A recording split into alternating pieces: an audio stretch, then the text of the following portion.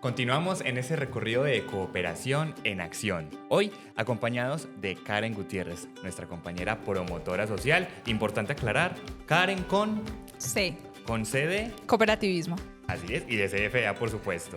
Y ahorita vamos a entrarnos un poquito más a ese diario vivir, a esa cotidianidad que vivimos en nuestra familia, en nuestros entornos académicos y demás. Y es hablar de un tema fundamental, una palabra que suena hasta bonito: presupuesto. ¿Qué entendemos nosotros por presupuesto? El presupuesto es básicamente nosotros tener claro cuánto dinero nos ingresa, en qué nos lo gastamos y cómo lo gastamos. Eso es básicamente. ¿En qué radica la importancia de hablar de un presupuesto? Porque nos permite a nosotros programarnos y planear ese viaje, esa especialización, esa actividad que estamos esperando, esa fiesta que queremos para nuestro cumpleaños, para nuestro aniversario, cualquier cosa que queramos es gracias a un plan que podemos hacer, y eso es básicamente lo que logramos con el presupuesto. Un presupuesto lo puede hacer o solamente lo hace una persona que recibe un salario, lo puede hacer un emprendedor, lo puede hacer inclusive una persona que aún no comience su vida laboral. ¿Quién puede hacer un presupuesto o quién mejor lo debería hacer? Pues todos podemos y de hecho debemos hacer un presupuesto para que tengamos esa costumbre y ese hábito de tener claras nuestras finanzas, incluso los niños.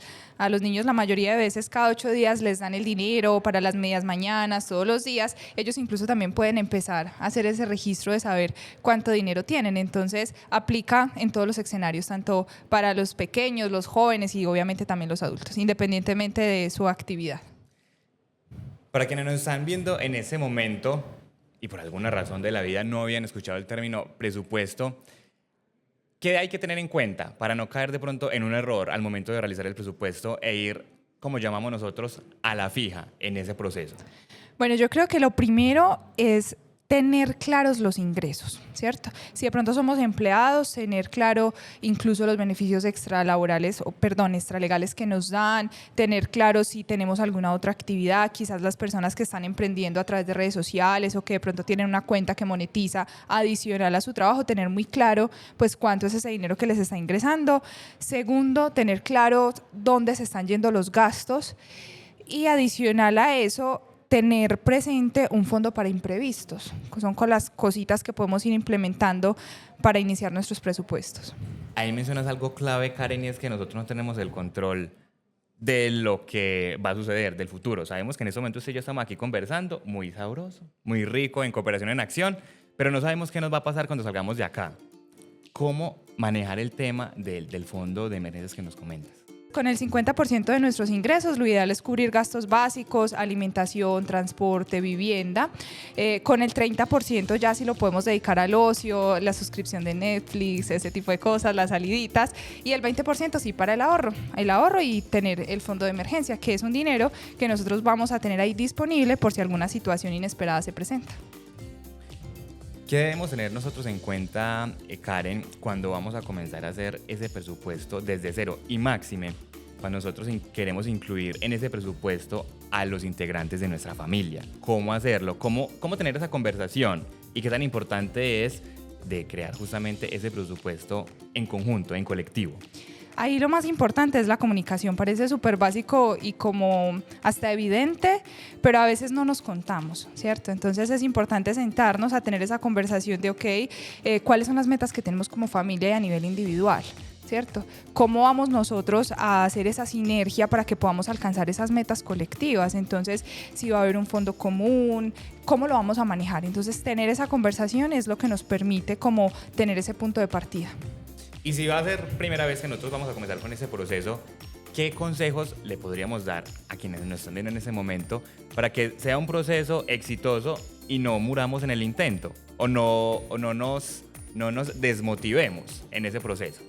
Primero, que no se vayan a preocupar, pero vamos a sacar una listica, ¿listo? Vamos a hacer una hojita, ingresos y gastos, empezar a registrar todo. Y muy importante, cuando empecemos a registrar los gastos, colocarlos absolutamente todos. Es que a mí me encantan las suscripciones.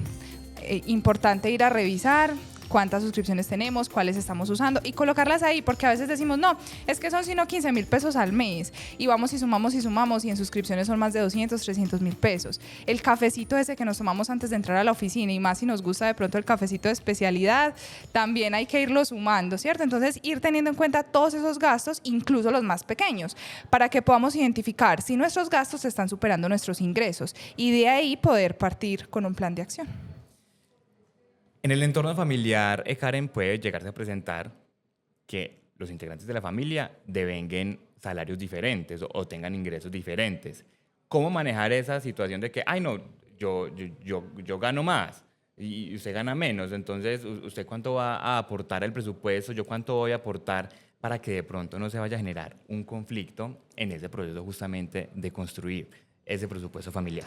Claro que sí, ahí lo que habría que hacer es llegar a acuerdos, ¿cierto? Entonces volvemos a las metas colectivas y decir, ok, tenemos quizás diferentes salarios, vamos a hacer un aporte proporcional al fondo del hogar, en este caso, sea del, no sé, 20, 30% del salario de cada uno, de manera proporcional, se va al fondo colectivo y de ahí se toma para los diferentes gastos que se tienen en conjunto. Entonces puede ser una manera, pero siempre desde la conversación y desde los acuerdos y el respeto, obviamente.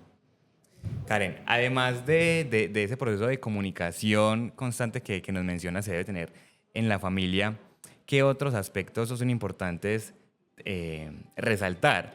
Y más desde una experiencia muy común, y es que muchas veces cuando estamos en ese proceso del presupuesto yo siento, no, es que a mí no me alcanza, a mí no me da, a mí solamente me da para pagar las facturas y ya, no me da para más. Puede que sí, puede que ese sea mi caso y yo sea la excepción y no, es que definitivamente no soy susceptible de tener un ahorro. No me da.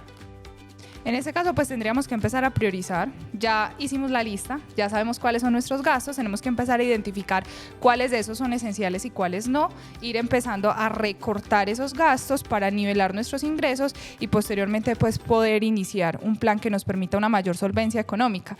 Y ahí para esa persona que tenemos y nos dice es que no me está alcanzando, es que no sé, el curso de educación financiera de CFA definitivamente es la herramienta que nosotros tenemos de manera tangible, gratuita para nuestros asociados, que les va a permitir precisamente identificar todas esas fugas de dinero que pueden tener y cómo manejar los ingresos desde lo básico. Aprovechemos entonces, Karen, ya acercándonos al final de ese episodio para que le comentemos un poquito más a quienes nos están viendo cómo funcionan estos escenarios de educación financiera. ¿Son virtuales, son presenciales? ¿Cada cuánto se realizan? ¿Y qué podemos encontrar? Nuestro curso de educación financiera es un curso que consta de 5 encuentros, normalmente de 2 horas cada uno. Lo encontramos de manera virtual, es una oferta permanente de manera mensual, pero también en territorio lo podemos encontrar de manera presencial con nuestras promotoras sociales. Allí vamos a hablar de ahorro, de crédito, de presupuesto, de negociaciones financieras. Realmente es desde lo básico, desde las palabras simples, cómo nosotros podemos organizar nuestras finanzas. Y hemos tenido experiencias que hay asociados que nos dicen, no, usted me va a enseñar a mí a manejar mi dinero que llevo 30 años manejando mi dinero. Cuando nos dices que no, yo quiebro un billete y se me va, o no, me llega el salario y no sé en qué se me va. Y cuando hacemos el espacio de los gastos hormiga, identificamos que es que se está tomando una cerveza todos los días en la esquina del trabajo. Suma y multiplique cuánto le da. Entonces realmente nuestros asociados se van súper contentos por eso, porque es desde lo básico, no se vayan a asustar, no es un curso acartonado. Y adicional a eso está certificado, entonces tenemos el respaldo, tenemos el sello de calidad de la Superintendencia Financiera y eso obviamente también tiene un plus. Nos podemos ir entonces, Karen, de este episodio de Cooperación en Acción con esa premisa. Sí es posible realizar un presupuesto, no hay excusa que valga entonces. Yo no puedo sacar la excusa. No puedes. Empecemos por el curso de Educación Financiera. Ahí nos veremos y a ustedes también los espero entonces en el próximo episodio de Cooperación en Acción. Hasta pronto.